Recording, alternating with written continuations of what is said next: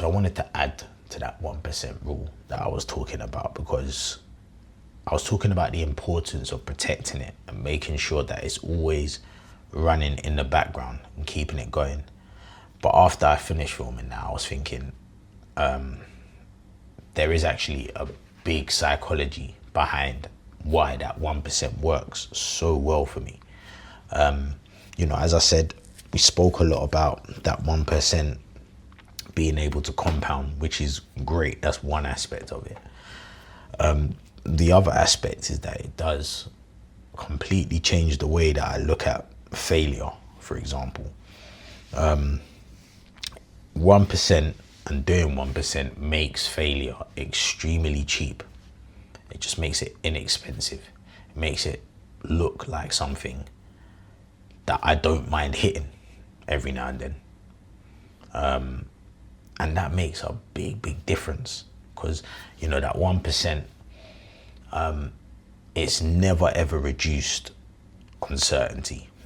That's always there. It just reduces the cost of what being uncertain might bring. As I said, I've never been scared of hard work or anything like that. What I've always been scared of is wasting a lot of time or effort or resources on things that have no payoff or zero give back. That's what I don't like. And because of that, as I said to you previously, I was always searching for some sort of certainty, which ain't gonna come. You know, you can read all the books, you can watch all the videos, you can speak to AI to your heart's content. The bottom line is you always still have to make a decision. That certainty never ever comes. And you know, sometimes certainty, as I said, it's not something that you find. It's normally something that you get from experimenting. So it's like scientists, for example, they'll just be putting in loads of different potions into the pot. This one's going to explode, that one's going to do that. It's only once it's exploded, they're like, okay, I'm certain you mix that formula with that formula, it's going to explode. They've seen it, so now they're certain. But before they did it, they didn't know. So, you know, they're always experimenting. And as I said, the purpose isn't really to guarantee success. It's to make these experiments so small that if I'm wrong, it doesn't really matter. So, you know, in the example of the scientists, for example, these little 1% tests that I might run every day, I might run a test every day, and I'm going to add 1% as opposed to 10% and cause everything to explode. This one just might make a little fizzle this time. And because it's only making a little fizzle, again, okay, I wasted maybe 1% of that resources. I've still got loads of that left. You know, I haven't used the whole thing. But again, it's like, okay, that didn't work. Cool. Try another one. And then I thought to myself, what is that? Just minimizing risk though? Are you just trying to minimize the risk? But I think the difference between like minimizing the risk and sort of like making failure cheap is that when I'm thinking about minimizing risk, I'm still avoiding failure. I don't want anything to fail if I'm trying to minimize the risk. Whereas if I say to make failure cheap, I'm accepting that failure is going to be a part of the road, that I'm definitely going to hit it.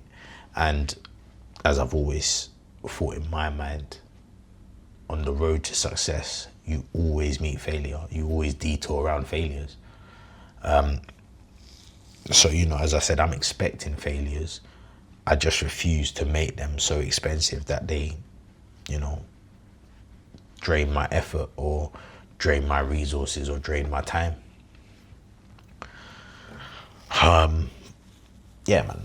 So I've actually really stopped trying to avoid failure. I've just started trying to make failure much more affordable. And as I said, that's just one aspect of the 1%. You know, we spoke about the compounding. We spoke about the fact that this is building blocks. You know, 1% over 20 days becomes 20%, and even when you get to the 21%, if something goes wrong, you know that something went wrong between 20% and 21%. So, you know, if you're jumping 10 to 20 to 30%, like we said, you've now got to go through 10 1% to find out what's happening. Some people get to the 7th 1% and the problem's in the 8th 1% and they quit in the 7th. So, you know, sometimes it's not, the small steps isn't even just about making the progress easier. Sometimes it's actually just about making the mistakes a lot easier to find. Do you know what I mean? So you're not spending so much time trying to think about where it is that you went wrong. You know, like I said, when I started fixing my posture, I've been in and out of the gym throughout my life, just doing a bunch of exercises. And as I said, it's only when you really strip it back and then you say, okay, let me do one exercise. Let me see how that works. That's working. Okay, you observe it. Cool. You add another one. You see how that's go. Oh yeah, I can actually feel it. Then you add the third one and you're like, ooh, this third one is a bit making me go lopsided and stuff like that. I'm not holding the balance. So then you say, okay, let me get rid of that one. That's the failure. But I know why it's failing. Let me try this one to see if it can bring it back up. And it's like, okay, you don't mind the failure. It's a small detour. Do you know what I mean? It was only one exercise that you can't do. It's not like I've formed a whole 2-hour routine and I can't do it now. And it, you know, it works in so many different aspects, you know. As I say, with the trading, it's like, with the trading, should you only really have to do one trade, you know, one rule, one entry, one journal, one piece of data. That's it. And, you know, in my head, when these one trades happen, in my head, it's not, oh, I need to prove that I'm right. It's collect evidence to see if over time this is the right way to go, because again, we know you're not going to win every trade. So the idea is not to make that one trade you're risking expensive. You know, literally, I see the 1% each day as an experiment.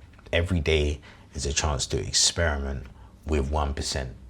And, you know, as I said, it's not to build any certainty, because you ain't going to get any certainty. But the idea is you want to build different systems where the learning becomes so cheap. Because, you know, when the learning is cheap, you will experiment.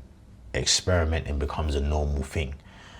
Failure, you're not scared of it, because, you know, failure just becomes information. Failure becomes a 1% that didn't work out. So, you know, that what you're certain of is that doesn't work now. You go to this 1% and you keep on building the blocks. Yeah, man, the psychology of the 1%, it's not about guaranteed success, but it does make failure a lot cheaper. And, you know, in that essence, you're not afraid to keep learning. You're not afraid to keep going.